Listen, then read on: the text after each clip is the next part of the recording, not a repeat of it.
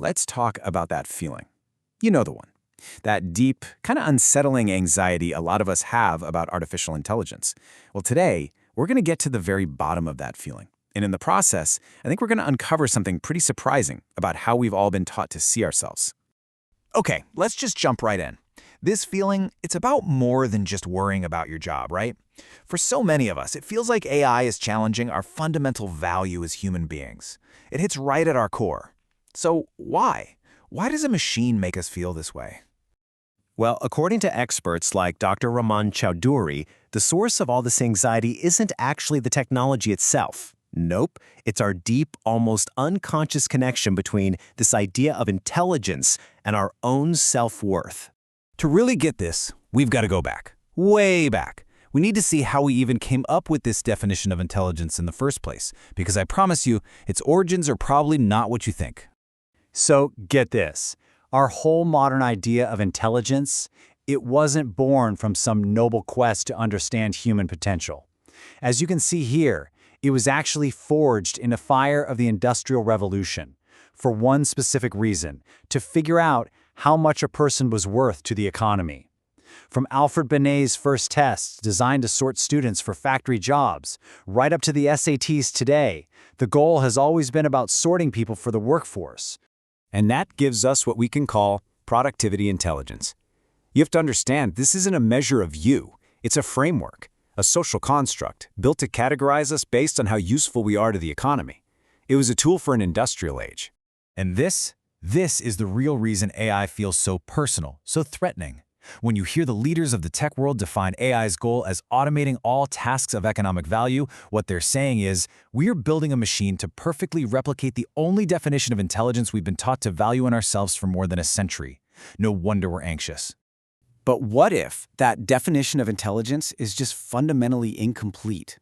What if there's a huge, crucial piece of the puzzle of what it means to be human that we've been completely ignoring? And that missing piece is this: agency. See, agency isn't just about having knowledge or being able to process information. It's the uniquely human spark that lets us act on that knowledge with purpose, with intent, driven by our own internal values and goals. And this is critical to take accountability for what happens next. Let's just put it side by side.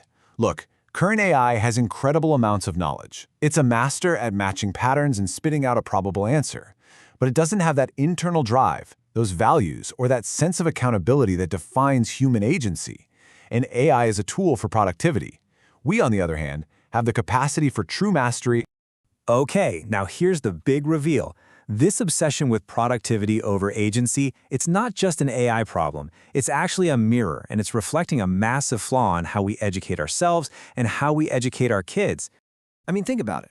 For over 100 years, our education system has basically operated like a factory, right? It classifies us with standardized tests, trains us for productivity with endless rote memorization, and then tests us for compliance, rewarding the kids who are good at following the rules.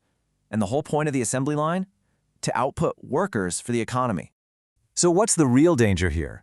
The crucial point is that spending 12 of our most formative years in a system that values following directions over genuine curiosity, well, it doesn't just fail to build up our agency, it can actually wire us for the exact opposite: learned helplessness. We get conditioned to think our job is just to wait for instructions, not to act with our own purpose. And the science is pretty clear on this. That state of being is a major factor at the root of clinical depression for many people. But here is the fascinating, beautiful paradox in all of this. The very same technology that's kicking up this whole existential crisis, it might just be the key that frees us from this old, broken industrial model. You see, we're moving into what some are calling the age of inference. And all that really means is that the power is shifting away from the people building these giant AI models and into the hands of people like us, the ones who can creatively use them. It's like an open invitation to take back control. We can tinker with open source tools, build our own systems, and demand real ownership of our digital lives. This is the new path to agency. It's about taking the knowledge and the inference that AI provides and giving it a target with our own human purpose. Because without that, knowledge is just data, and inference is just aimless. And that leaves us with one last, and I think incredibly empowering question. If we finally let the machines handle all those productivity intelligence tasks, the very things our schools trained us for, then we are finally free.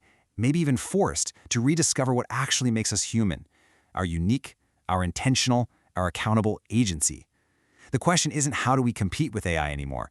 The real question is, what will we choose to create with all this newfound freedom?